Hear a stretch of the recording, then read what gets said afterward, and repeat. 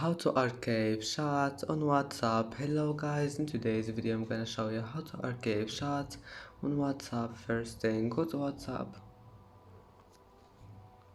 and here just select any chat you want, like this one, and hold on it, and then this icon here in top corner, just click on it, this one, archive chat.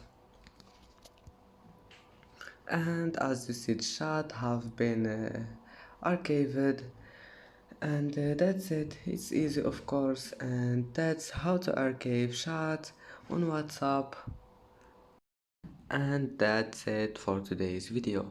If you like this video, don't forget like and subscribe, and thank you for watching this video until the end, and see you in the next video.